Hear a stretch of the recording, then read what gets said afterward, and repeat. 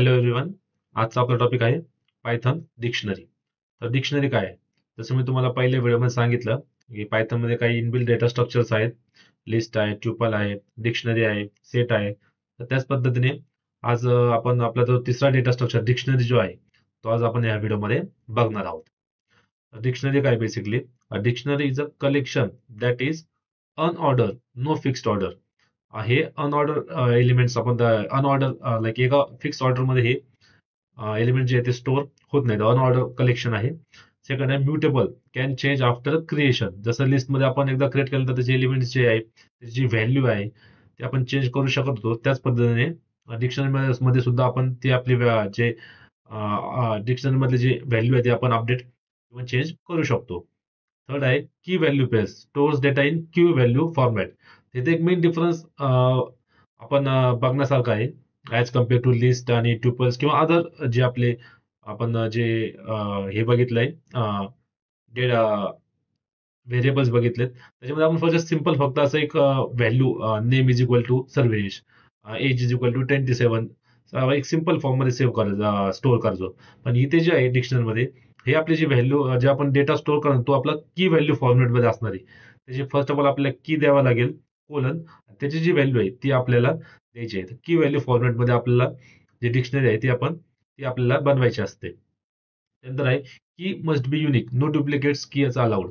जसं इथे दिलंय की जी आपण बनवणार आहे त्या मस्ट बी युनिक पाहिजे. सगळ्या जे की असतील त्या समजा एखाद्या आपण डिक्शनरी समजा आपण पाच की की व्हॅल्यूचे जे पेअर आहेत ते घेतलं, पाच एलिमेंट्स आपलं जर स्टोअर करायचं ठरलं तर त्याची प्रत्येकाची की जी आहे ना ती डिफरंट पाहिजे. तर हे आपण लक्षात असू द्या डिक्शनरी बनवताना. फर्स्ट आहे क्रिएटिंग डिक्शनरी. आपण एक डिक्शनरी इथे क्रिएट करून बघूया. तर ज्या पद्धतीने लिस्टसाठी आपण स्क्वेअर ब्रेसेस, ट्युपलसाठी राऊंड ब्रेसेस, त्याच पद्धतीने डिक्शनरी जर आपल्याला बनवायचे असेल त्यावेळेस आपण हे कर्ली ब्रेसेस यूज करतो. हे बघा, हे कर्ली ब्रेसेस आहे. हे यूज करून आपण डिक्शनरी बनवू शकतो. इथे मी जस्ट एक सिंपल अशी डिक्शनरी बनवतोय. तर स्टुडंट हे आपलं variable equal to curly braces, सुरुवात ओपन कर्ली ब्रेसेसची. ही आपली पहिली की आहे, नेम ही की आहे, कोलन त्याची व्हॅल्यू जी आहे ती सोहम आहे. तुम्ही पाहू शकता नेम की व्हॅल्यू सोहम. त्याच पद्धतीने एज ही की आहे त्याची व्हॅल्यू आहे 25, कॉमा कोर्स की व्हॅल्यू पायथॉन. तर पुन्हा एकदा मी एक्सप्लेन करतो. स्टुडंट जे नावाचे आहे ते आपलं व्हेरिएबल आहे, equal to curly braces open, name जी आहे ती की आहे, त्याचं कोलन त्याच्या पुढे त्याची व्हॅल्यू. त्याचप्रमाणे एज की कोलन त्याच्या पुढे त्याची व्हॅल्यू, नंतर कॉमन हे सेपरेट होत आहे. कोर्स की त्याची व्हॅल्यू पायथॉन आणि त्यानंतर कर्ली ब्रेसेस क्लोज.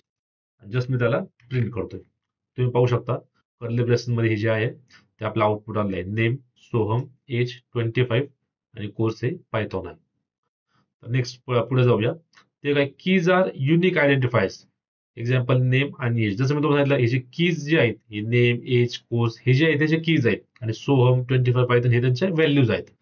तर हे जे कीज आहेत त्या मस्ट बी युनिक पाहिजे. जसं मी तुम्हाला सांगितलं, तर keys are unique identifiers. Second, values can be any data type. Value जे आहे तो कोणत्या पण डेटा टाईपचा असू शकतो. जसं इथे मी स्ट्रिंग घेतलंय, त्याचप्रमाणे इथे इंटिजर घेतलंय. व्हॅल्यू जी आहे ती कोणत्या पण डेटा टाईपची असू शकते.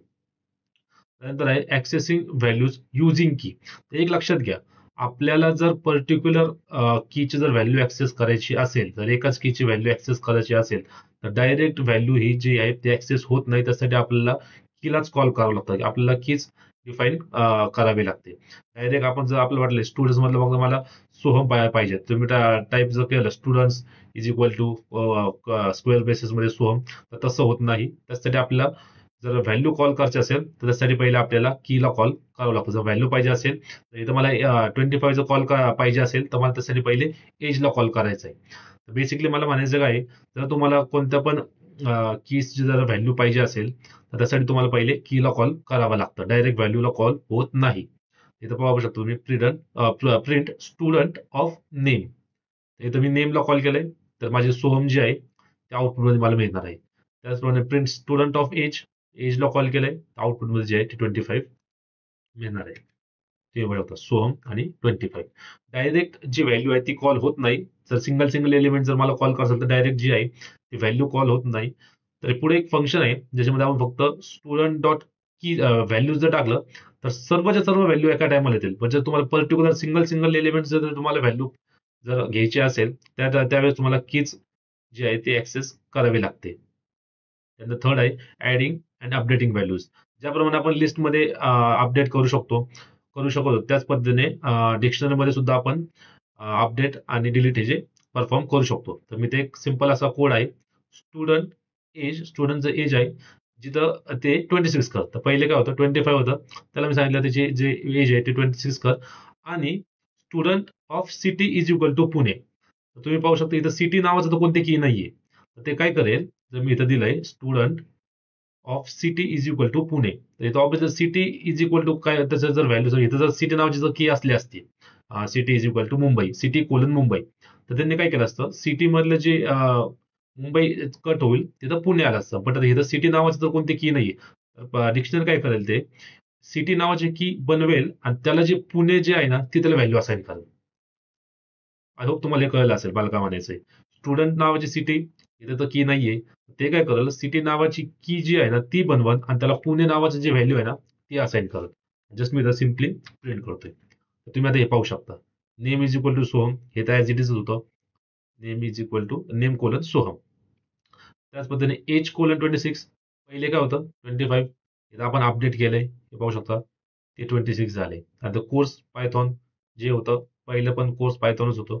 आणि हे तुम्ही लास्ट पाहू शकता आता, स्टुडंटची city is equal to Pune, इथं सिटी नावाची त्याने की तयार केली आणि त्याची व्हॅल्यू जी आहे ती त्याने पुणे दिलेली आहे. तर अशा पद्धतीने आपण एलिमेंट जे आहेत ते आपण ऍड करू शकतो.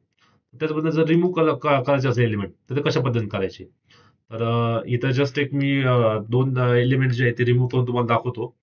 हा code me first of all execute करतो. त्याने काय केलं, स्टुडंट डॉट पॉप, पॉप कर जिथं एज जी की आहे. तर काय झालंय, एज नावाची जी की आहे तर ही पॉप केली म्हणजे बेसिकली डिलीट केली. ऑब्व्हियसली की डिलीट झाली म्हणजे व्हॅल्यू पण डिलीट होणार. पूर्ण जो ही जी की व्हॅल्यू जी पेअर ही जोडी आहे ना हीच डिलीट होऊन जाईल. आणि मी त्याला सांगितलंय डिलीट कर पॉप कर एज. आणि त्याचप्रमाणे दुसरं एक हे पॉप यूज करून झालं. आणि सेकंड आहे मी डिलीट यूज करून, delete student of course. Student of course, कोर्सला डिलीट कर सांगतोय तर ऑब्व्हियसली की व्हॅल्यू दोन्ही जाईल. इथं तुम्ही पाहू शकता जसं आपण जर आपल्याला ऍक्सेस करायचं असेल तर आपण की वापरतो, त्याच पद्धतीने जर आपल्याला एखादे एलिमेंट डिलीट करायचं असेल त्यावेळी सुद्धा आपण कीच यूज करतो. इथं पाहू शकतो तुम्ही स्टुडंट डॉट पॉप एज ही आपली की आहे, एजला डिलीट कर. त्याच पद्धतीने सेकंड आहे डिलीट स्टुडंट कोर्स. आणि नंतर मी त्याला सिम्पली प्रिंट केलं. तर हे जे आहे एज आणि कोर्स जी की होती त्याच्या रिस्पेक्टेड जे व्हॅल्यूज होत्या त्या सुद्धा डिलीट झालेल्या आहेत. फक्त नेम आणि सिटी जी आहे ती आपल्या आउटपुटमध्ये राहिलेली आहे.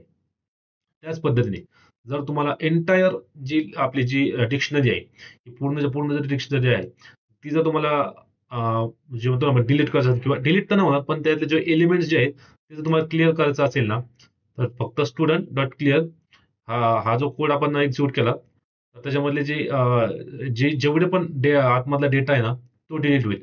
पण जी डिक्शनरी जी आहे ना ती राहील. मी तुम्हाला सांगतो ते कशा पद्धतीने.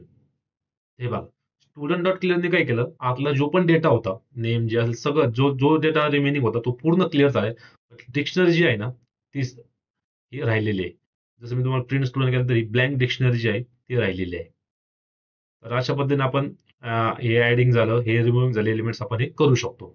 त्यानंतर आहे एक अजून एक मी 3 परफॉर्म केलेत ऑपरेशन ते पाहूया. तर स्टुडंट इज इक्वल टू एक सिंपल अशी पुन्हा डिक्शनरी क्रिएट केली, नेम शशांक, एज 22 आणि कोर्स पायथॉन. मी काय करतो आता, जसं मी तुम्हाला सांगितलं जर तुम्हाला सिंगल एलिमेंट जर ऍक्सेस करायचं असेल तर तुम्ही फक्त सिंगल स्टुडंट ऑफ नेम दिलं तर आपलं सिंगल एलिमेंट जे ते ऍक्सेस होईल. इथं मी काय केलंय स्टुडंट डॉट कीज, मला जेवढे पण कीज आहेत नेम फक्त कीज बर का त्याच्यामध्ये नेम एज आणि कोर्स हे फक्त आपल्या आउटपुटमध्ये मिळणार. तुम्ही पाहू शकता डिक्शनरी कीज त्याच्यामध्ये हे पहा हे आउटसाइड मध्ये ट्युपल आहे ह्याच्याकडे काय लक्ष द्यायची गरज नाही. ट्युपल मध्ये एक लिस्ट आली आहे तर लिस्टमध्ये काय नेम एज आणि कोर्स, नेम एज आणि कोर्स हे त्याचे कीज आहेत. त्याचप्रमाणे व्हॅल्यूज पण आहेत स्टुडंट डॉट व्हॅल्यूज शशांक 22 आणि पायथॉन, शशांक 22 आणि पायथॉन. आणि त्यानंतर मी एक शेवटचं ऑपरेशन केलंय print student dot items. Items काय करते मला तुम्ही इथे पाहू शकता. आयटम्सने काय केलंय एक ट्युपल क्रिएट केली. ट्युपल मध्ये एक राऊंड ब्रेसेस मध्ये एक लिस्ट क्रिएट केली, पण लिस्ट कशाची आहे? ती ट्युपल्सची लिस्ट आहे, तुम्ही पाहू शकता. त्याने एक लिस्ट क्रिएट केली, ही बघा, ही त्याने एक लिस्ट क्रिएट केली, ही लिस्ट आहे, ती लिस्ट आहे. त्याच्यामध्ये जे एलिमेंट्स आहे ते ट्युपल फॉर्म मध्ये सेव्ह आहे. जसं की नेम शशांक, नेम आणि Shashank, tuple open, tuple close, हे तुम्ही पाहू शकता. हे त्याने ट्युपल फॉर्म मध्ये, त्याचप्रमाणे एज 22, एज आणि ए 22, त्याचप्रमाणे कोर्स आणि पायथॉन. त्याने बेसिकली एक ट्युपल फॉर्म मध्ये मला ते पेअर दिलेली आहे. हे आपण ऍक्सेस करायचं असेल तर कीजनी फक्त कीज होतील, व्हॅल्यूजनी फक्त व्हॅल्यूज होतील, आणि आयटम्सनी जे पूर्ण जे आपले पेअर आहे ते ऍक्सेस होते.